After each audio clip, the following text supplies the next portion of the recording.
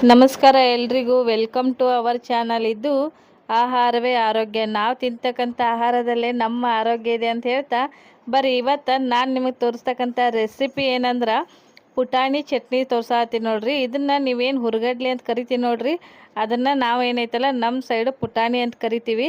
ಈ ಚಟ್ನಿ ಇತ್ತಂದ್ರೆ ರೊಟ್ಟಿ ಜೊತೆ ಇಲ್ಲ ಅನ್ನ ಸ್ವಲ್ಪ ತುಪ್ಪ ಹಾಕ್ಕೊಂಡು ತಿನ್ನಲಿ, ಇಲ್ಲ ರೊಟ್ಟಿ ಜೊತೆ ಮೊಸರು ಚಟ್ನಿ ಎಲ್ಲದರ ಜೊತೆ ಸೆಟ್ ಆಗುತ್ತೆ. ಮತ್ತು ಇದಕ್ಕೆ ಯಾವುದೇ ರೀತಿ ಗ್ಯಾಸ್ ಒಲಿ ಏನೂ ಬೇಡ, ಭಾಳ ಜಲ್ದಿ ಆಗುವಂಥ ಚಟ್ನಿ. ಬರ್ರಿ ನೋಡೋಣ ಏನೇನು ಬೇಕಂತ. ಮೊದಲಿಗೆ ಇಲ್ಲಿ 1 ಕಪ್ ಪುಟಾಣಿ ತೊಗೊಂಡಿನಿ, ಅರ್ಧ ಕಪ್ ಆಗೋಷ್ಟು ಕೆಂಪು ಖಾರ, ಸ್ವಲ್ಪ ಉಪ್ಪು, ಅರ್ಧ ಸ್ಪೂನ್ ಜೀರಿಗೆ, ಒಂದಿಷ್ಟು ಬೆಳ್ಳುಳ್ಳಿ, ಒಂದು 8ರಿಂದ 10, ಸ್ವಲ್ಪ ಕರಿಬೇವಿನ ಸೊಪ್ಪು. ಇಷ್ಟು ಭಾಳ ಏನು ಬೇಕಾಗಲ್ಲ.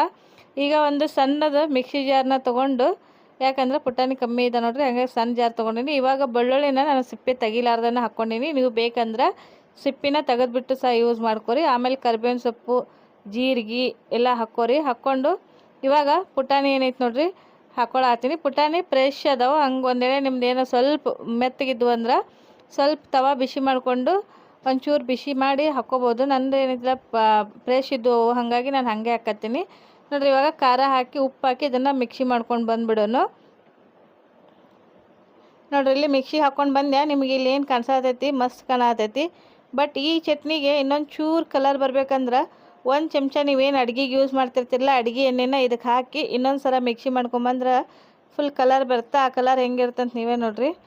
ಇಲ್ಲಿ ಪೂರ್ತಿಯಾಗಿ ಸಣ್ಣಗೆ ಆಗೈತಿ, ಮತ್ತು ಏನೈತಲ್ಲ ಕಲರ್ ಏನೈತಿಲ್ಲ ಮಸ್ತ್ ಬಂದೈತಿ. ಇವಾಗ ನಾವು ಇದನ್ನು ಒಂದು ಪ್ಲೇಟಿಗೆ ತೊಗೊಂಡ್ಬಿಡೋನು. ಬರೀ ಇವಾಗ ಪ್ಲೇಟಿಗೆ ತೆಗಿಯತ್ತೀನಿ ನೋಡ್ರಿ. ಸ್ವಲ್ಪ ಸೈಡು ಚೆಲ್ತು ಈ ಅಡುಗೆ ಮಾಡೋವಾಗ ಚೆಲ್ಲೋದು ಉಳ್ಳೋದು ಇದ್ದದ್ದ ಹಂಗೆ ಒಂಚೂರು ಏನೈತಿಲ್ಲ ಏನೋ ಕ್ಷಮೆ ಇರಲಿ. ಯಾಕಂದ್ರೆ ಅವು ಅಡುಗೆ ಮಾಡೋತ್ತೆ ಅದು ಸ್ವಲ್ಪ ಪುಡಿ ಸ್ವಲ್ಪ ಆರ್ಬೇಕು ನೋಡ್ರಿ. ಮಿಕ್ಸಿಗೆ ಹಾಕಿದ ಮೇಲೆ ಬಿಸಿ ಇರುತ್ತೆ, ಸೊ ಆರಿತಂದ್ರೆ ಫುಲ್ ಪೌಡ್ರ್ ಥರ ಆಗುತ್ತೆ.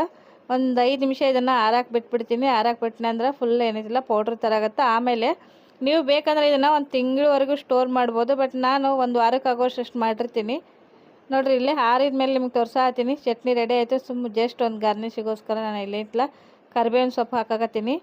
ಈ ಚಟ್ನಿ ನೀವು ಎಲ್ಲಾದರೂ ಹೊಂಟ್ರೆ ಆರಾಮಾಗಿ ಏನಿತ್ತಲ್ಲ ಕ್ಯಾರಿ ಮಾಡ್ಬೋದು, ಮತ್ತು ಏನು ಕೆಡುತ್ತನ್ನೋ ಭಯನೂ ಇಲ್ಲ.